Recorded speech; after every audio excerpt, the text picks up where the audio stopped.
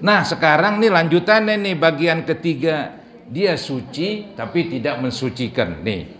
Wal mutaghayyiru ay wa min hadzal kismi al mutaghayyiru ahadu awsafihi.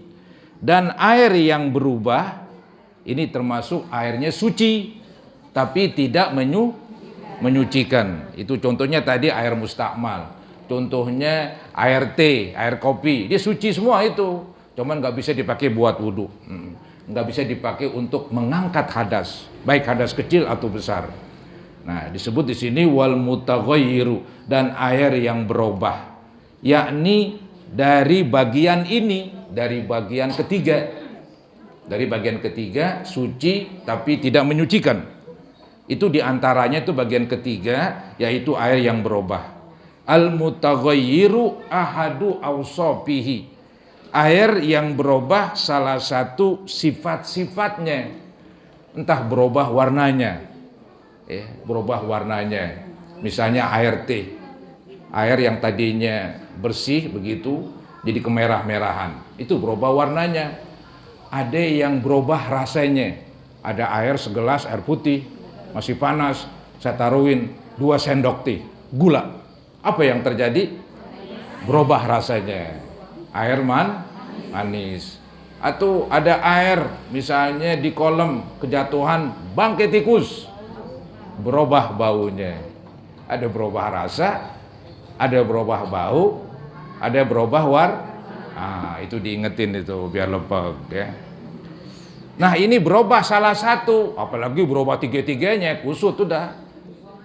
Ya berubah warnanya aja, nah itu nggak bisa dipakai buat wudhu. Berubah baunya, apalagi berubah rasanya juga demikian. Air gula nggak bisa buat wudhu. Bikin teh, bikin kopi boleh karena dia suci. Tapi buat berwudhu ada air, misalnya ini air gula dimasak. Mau bikin teh sekaligus ntar digulain dulu, ntar baru cemplungin tehnya. Ya, pakai wadah gede begitu. Ya, karena ntar banyak tamu nih. Ya, taruhin tuh dah gula sekilo, air sekian liter, godok begitu kan. Tehnya belakangan, teh tubruk kan misalnya.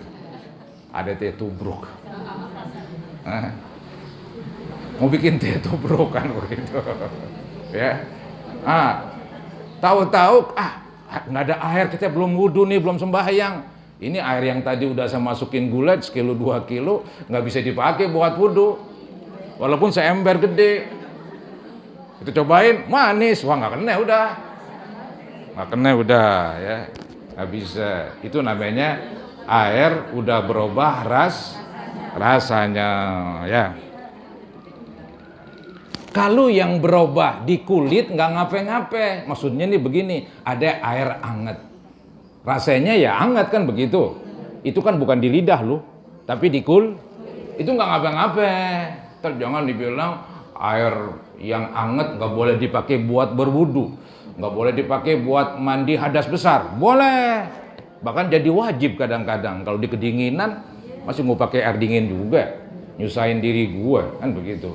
Masak air seketel, iya, taruhin seember tuh dah air yang dingin, cukup udah anget, ya, begitu, nggak apa-apa itu berubah, bukan berubah rasa, bukan berubah warna, bukan berubah bukan, dia berubah panas, anget begitu ya, nggak apa-apa itu anget. Itu yang perlu dipahamin. Kadang-kadang juga agak terkecoh, agak tertipu begitu. Jadi dia bilang air hangat nggak boleh bisa pakai buat wudhu. Loh kenapa nggak boleh? Berubah rasanya. Nih lu ngomong biar benar masih berubah rasanya. Itu rasa nih di lidah nih. Iya. Baru yang nggak boleh. Kalau rasa di kulit kita pegang hangat, nggak apa-apa. Nggak apa-apa. Baik. Selanjutnya. Ini biar lepeg aja nih saya ngomong. Ya. Kemudian. Kalau nggak begitu nggak lepeg, ulang-ulangin lagi. Ya. Jadi katanya tadi dan dari bagian ini air yang berubah salah satu sifat-sifatnya ya bima ay bisyai'in, dengan perkara, yakni dengan perkara, dengan sesuatu. Artinya ini air berubah sifatnya. Gara-gara apa? Bima ini ai bisyai'in, dengan sesuatu. Di sini diartiin yakni dengan perkara, dengan sesuatu kholatohu minat tohirat, yang mencampuri kepada air itu dari perkara-perkara yang suci. Ngomongnya begitu, Mang, perkara-perkara yang suci. Maksudnya ya segala sesuatu yang suci. Misalnya gula, gula kan suci. Kalau nggak suci ya nggak boleh kita makan. Gula suci, teh suci, kopi suci. Kalau kencing,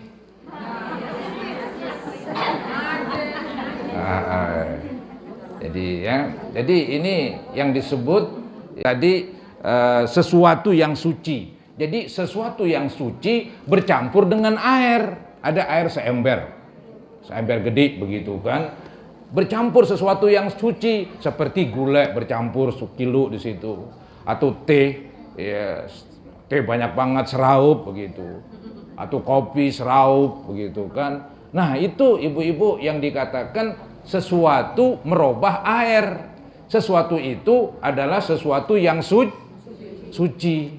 Maka air itu tetap suci, cuman nggak mensucikan. Kalau ada air seember, dimasukin misalnya bangkai tikus nying-nying, misalnya ini, iya. Nah di sini air dicampur dengan sesuatu yang najis, dicampur di ember, maka air seember air najis namanya, air kena najis. Kalau tadi air kena yang suci, masih tetap suci. Air yang kena najis berubah jadi kecuali airnya banyak, ada seempang, ceburin tikus nying-nying, ya nggak ngapa-ngapa, air banyak banget. Atau tikus godah, ada tikus nying-nying. Gitu ya. Jadi dicampur, yang mencampuri kepada air itu dari perkara-perkara yang suci, dari benda-benda suci. Ya, jadi air suci bercampur dengan benda suci sama dengan suci, cuman hilang menyucikannya. Nah, di situ tuh hilang menyucikannya, tapi tetap dia suci. Ya, jadi air seember masukin teh 2 raup misalnya kan, nah itu air tetap suci, cuman nggak bisa dipakai buat berwudu. Maka air itu namanya tidak mensucikan. Taghayyuran yamna'u itlaqas mil ma'i alaih.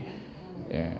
Ini jadinya tadi dikatakan bercampur sesuatu yang suci ya kepada air.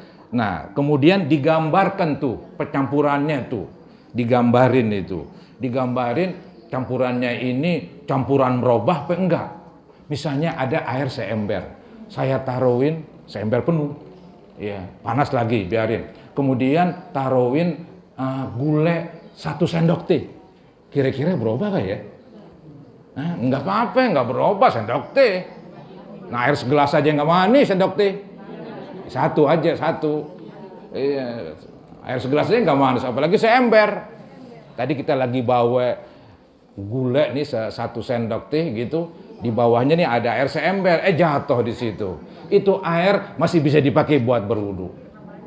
Masih bisa, karena air yang di ember itu nggak disebut berubah lah, iya, tetap aja masih tawar, tetap aja masih bagus begitu ya, tetap masih bagus ya, begitu. Jadi, nah ini nggak apa-apa nih kalau yang begitu. Dulu katanya tuh di zaman Nabi, beliau pernah mandi di bak bekas ngadonin roti. Maksudnya bak bekas bikin emplengan. Itu ya gandum yang udah digiling diaduk-aduk tuh dah. Ya diadonin. Nah, itu bekas-bekasnya masih ada. Nabi mandi di situ sama istrinya Maimunah katanya. Nah, ini menunjukkan air yang sebak begitu ya, sekenceng lebih gede lah begitu. Ya, kemudian bercampur dengan bekas-bekas adonan. Sedikit nggak ngapa-ngapain. Nah itu boleh. Maka nggak apa-apa juga, ntar jangan ada air seember kejatuhan 1 sendok gula dibuang aja lagi sayang-sayang. Iya. Kalau beli berapa duit? Ya pasti nggak berubah itu dah. ya 1 sendok teh, 1 sendok gula, 1 sendok kopi. Kalau nggak tahu tuh kalau kopi berubah apa enggak, begitu. Karena kan ini air banyak ini, ya air banyak, nggak apa-apa itu. Nih disebut ya, dikatakan lagi dengan berubah ya, taghayyuran dengan berubah yamna'u yang mencegah itlaqos mil ma'i alai pada kemutlakan nama air kepadanya. Jadi nggak merubah itu, ya, nggak merubah kemutlakan, nggak merubah nama air tersebut. Jadi kalau kita tanya nih orang yang nggak tahu bahwa air tadi kecebur gula, kita tanya nih apaan, pasti jawabannya air. Nggak disebut air teh, kagak, nah nggak kelihatan bekas-bekas tehnya. Nggak dikatakan ini air gula, nggak ada tanda-tandanya. Dicicipin nggak manis, masih tawar. Ya. Jadi belum menghilangkan nama air tersebut. Ya. Jadi kalau merubah itu yang nggak bisa. Kalau merubah, ya.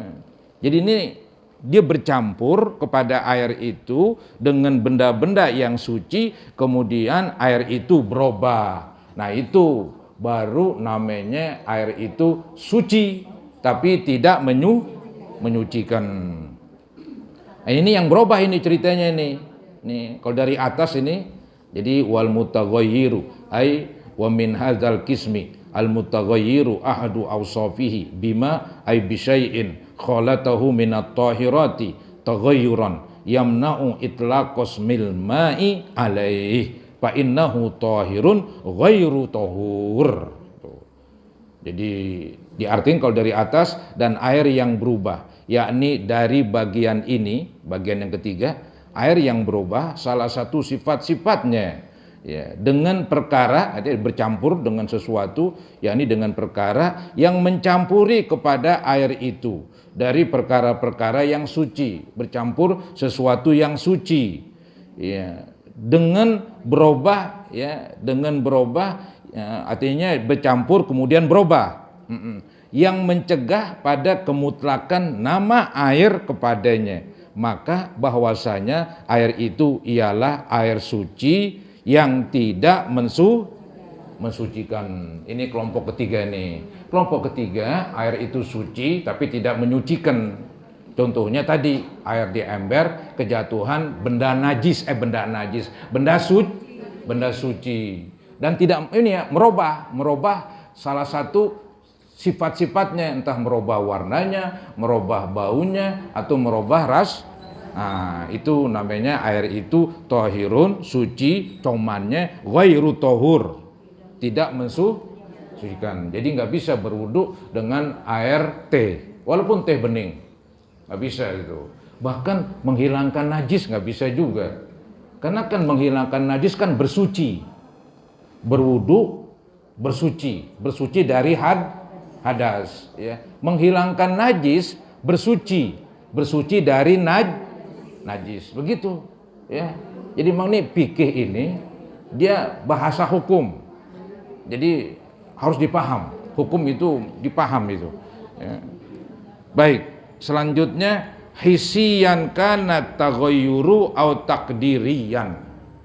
Ini yang lagi agak repot lagi ini. Hisiyan kana taghayyuru au takdiriyan, yang dapat dicapai dengan panca indera. Itu hisian tuh panca indera itu ya.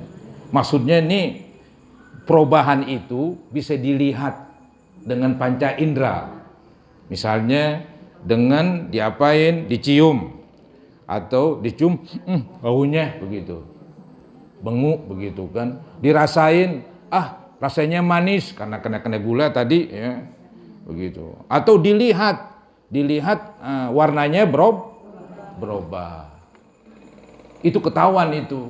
Jadi ada air putih ya, misalnya 1 ketel campurin teh 2 kantong itu ya, kantong yang inian tuh yang ada kertasnya itu ya, nah itu pasti airnya berubah, bisa dilihat oleh mata. Apalagi kita cobain sepet begitu, taruhin gula manis gitu. Iya mesti begitu. Ini otak mesti diasah ini. Otak mesti diasah. Nggak boleh masak melulu. Mesti diasah dengan suruh berpikir. Suruh berpikir. Ya. Jadi katanya dia berubah hisian. Diketahui dengan panca indera. Ya. Jadi kalau ketahuan dengan panca indera gampang. Orang langsung bisa menilai. Jadi air seember, kejatuhan misalnya tadi air teh sekian, sekepel begitu kan. Langsung dilihat berubah, itu udah berarti kita hukumkan, kita putuskan air yang di ember adalah suci. Tapi tidak langsung bisa diputusin. Yang repot, ada yang repot ini. Yang repot ada air seember, kejatuhan air mawar katanya. Air mawarnya udah hilang. Hilang apanya? Baunya hilang, wanginya. Anggap rasanya hilang, warnanya hilang, dipercis kayak air. Ini kejatuhan air seember. Nah ini yang repot ini, perlu semacam dikira-kira, pakai kira-kira. Kira-kira tadi kan yang jatuh anggaplah seleter. Air seleter masuk ke ember yang ada airnya. Cuman seleter ini air mawar yang udah hilang ciri-cirinya. Baunya, rasanya, warnanya bukan air mawar lagi. Karena kelamaan bisa jadi kan air mawar dibuka tutupnya. Dimenin aja selama setahun. Hilang udah, kita lihat air aja udah. Iya, kita ceburin ke ember, pasti air yang di ember enggak berubah. Tapi tetap aja dia suci, cuman enggak menyucikan. Soalnya kan dikira-kira ntar. Anggaplah dikira-kira itu yang tumpah bukan air mawar tuh seleter. Yang tumpah anggaplah misalnya sari buahan. Ya, buahan misalnya anggur. Sari buahan seleter masuk ke ember. Kira-kira berubah gak? Ya berubah. Kira-kira berubah begitu. Maka kita hukumkan itu air di ember tidak mensucikan. Hanya sebatas suci doang. Inilah yang tadi saya bilang, diketahui ada air berubah dengan panca indera, ada diketahui air berubah bukan dengan panca indera. Namanya di sini apa yang dikatakan? Kana taghayyuru au takdirian. Ini takdirian ini. Ya, jadi hisian kana taghayyuru au takdirian. Yang dapat dicapai dengan panca indera adanya berubah air itu atau dengan perkiraan. Dikira-kira jadinya. Jadi air berubah bisa dilihat dengan panca indera. Misalnya baunya berubah, itu ketahuan gampang. Ada air yang bercampur dengan sesuatu yang sudah berubah dan hilang ciri-cirinya, maka kita lihat nggak bau. Ya contohnya tadi ada air seember kejatuhan air mawar. Air mawar udah hilang, sudah warna, bau, rasa udah hilang. Yang ada seperti air. Ya, nyebur di air seember, pasti air seember nggak berubah kan? Nggak berubah. Cuman kita harus kira-kirain. Kita harus kira-kira ini misalnya ini sari anggur seleter masuk, ya pasti air seember udah berubah. Jadi kesimpulannya itu air tadi seember kejatuhan air mawar yang udah hilang ciri-cirinya tetap nggak bisa dipakai. Hanya dia suci doang, tapi tidak mensucikan. Itu takdirian itu dengan perkiraan. Nih dicontohin ka'anikhtalato ya. Ka'anikhtalato bil ma'i ma yuwafiquhu fi sifatihi kama'il wardi al munqati'ir raihati. Artinya seperti umpama. Udah seperti umpama nih, dua macam. Seperti umpama bercampur dengan air itu perkara yang sesuai.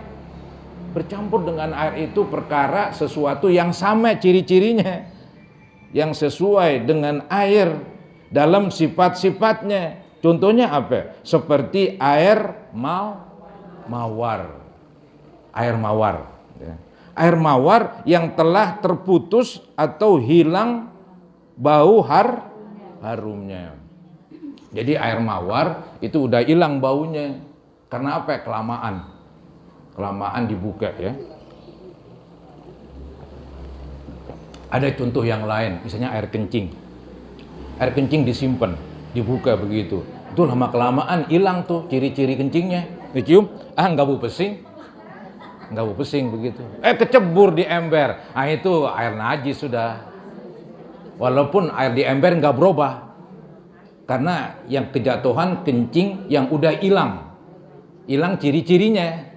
Baunya hilang, rasanya hilang, warnanya. Karena apa? Kelamaan. Biasanya begitu biasanya. Air yang istilahnya dia kelamaan bisa hilang tuh ciri-cirinya ya. Nah ini dicontohin air mawar. Ya seperti air mawar yang telah terputus strip hilang, udah hilang. Apa yang hilang? Bau harumnya. Ya, jadi air mawar seleter, baunya udah nggak ada karena udah kelamaan. Nyebur di ember, tetap aja dikira-kira ini yang nyebur kayak tadi tuh seperti sari anggur. Ya, kalau kira-kira sari anggur seleter, kira-kira aja jangan diambil air anggur, jangan kacau kalau begitu. Mahalan air anggurnya ntar. Jadi anggur di apa? Di blender atau di apa ya? Disaring airnya, dikira-kira begitu. Dikira-kira ini air seleter anggur. Diceburin air seember, kira-kira berubah ke tuh air seember. Ya secara akal aja, secara kira-kira. Nah kira-kira pasti air itu berubah. Maka kesimpulannya air itu udah nggak bisa dipakai untuk berwudu. Ya.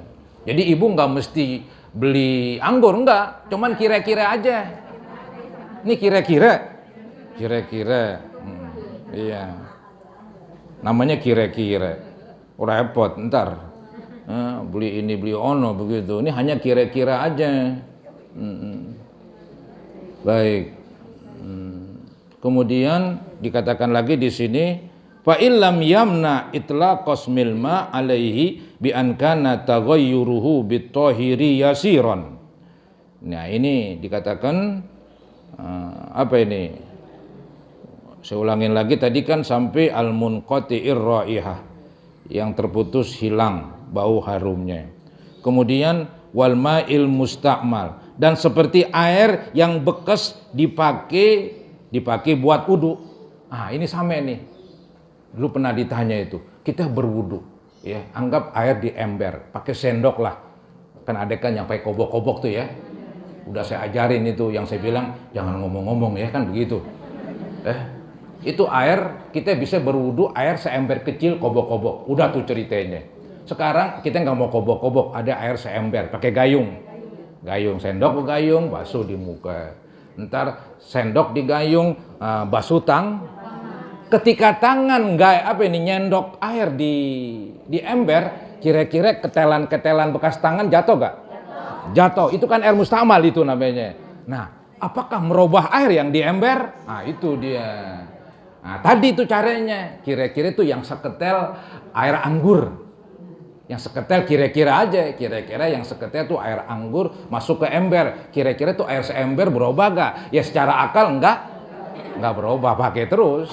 Maka enggak mesti tuh kalau wudu pakai sendok, pakai gayung begitu, basuh muka. Kalau muka sih kita enggak tadain begitu. Kalau tangan kan tadi habis basuh tangan, pasti ada bekas-bekas air wudu.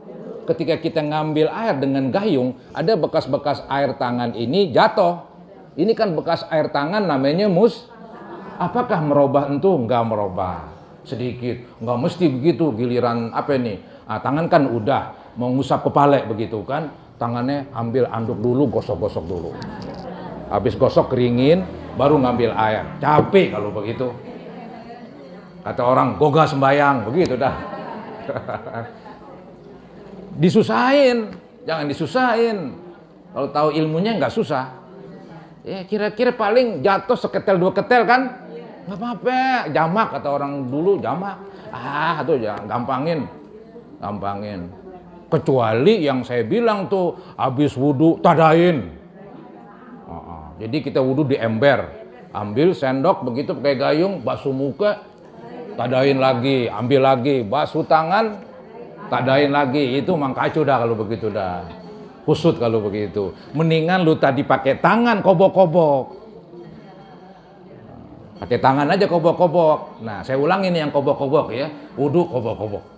Jadi giliran basuh muka itu tangan ini bebas masuk ke ember. Tangan bebas masuk ke ember. Iya. Nah, kita bawa keluar. Jangan ditadain di ember yang tadi. Kita agak jauh, ambil jarak begitu. Nah, langsung niat nawaitu raf'a hadasil asghar begitu kan? Atau nawaitu fardhol wudu, boleh macam-macam niat. Basuh muka, kan jatuh di sini, nggak apa-apa.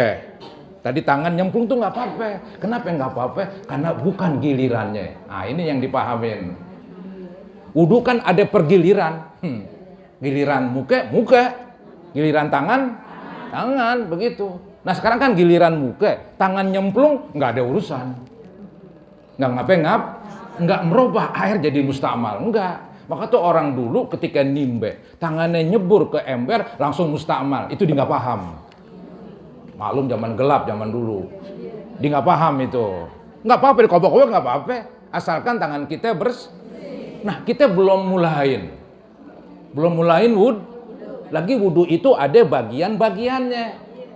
Ada yang namanya tartib, ada urutannya. Muka nomor 1, begitu kan. Yang anggota ini, yang wajib. Ya mulai-mulai ya niat. 2 muka, nomor 3 tangan. Nah, giliran muka, tangan nyemplung nggak ngapa-ngapa. Ambil tangan, begitu. Kemudian niat di luar sambil membasuh selesai. Nah, yang repot giliran tangan. Lu kalau masuk, ntar emang giliran lu. Akibatnya tuh air di ember, ketika masuk, nah, diangkat tuh tangan, air yang di ember namanya mustama. Maka cara yang gampang, yang saya bilang di kobok-kobok, niat. Tapi sih nggak perlu teriak-teriak. Dia udah tahu ilmunya, udah otomatis dah. Iya, tangannya dimasukin aja. Ketika tangannya dimasukin, habis membasuh muka, dimang orang ini ngerti. Emang dia ngerti. Iya, emang dia tahu.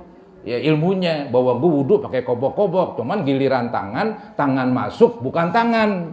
Yang masuk yung masuk yung. Tapi nggak ngomong begitu yung ya kacau. Jangan teriak-teriak, ntar kata orang, nih orang ngapa sih nih ngomong sendirian.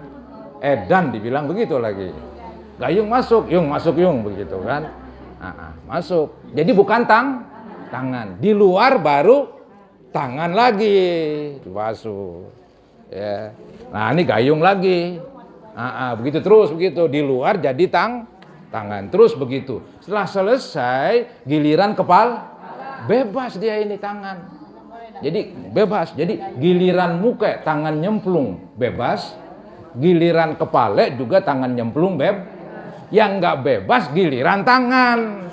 Harus kita niatin bukan tangan, namanya gayung. Di luar baru tangan lagi. Ini udah berkali-kali saya ngomong masih belum juga nyambung nih. Tabera Ustazah dah. Itu namanya wudhu ngobok-ngobok, seember kecil jadi. Iya. Ntar giliran kepala bebas nyemplung, giliran kaki bebas nih tangan nyemplung, ambil pakai tangan. Karena nggak perlu niat gayung lagi. Kenapa? Udah terangkat hadas tangan. Ketika kita mengusap kepala, tangan udah terangkat hadasnya. Dia nyemplung nggak ngapa-ngapa. Iya.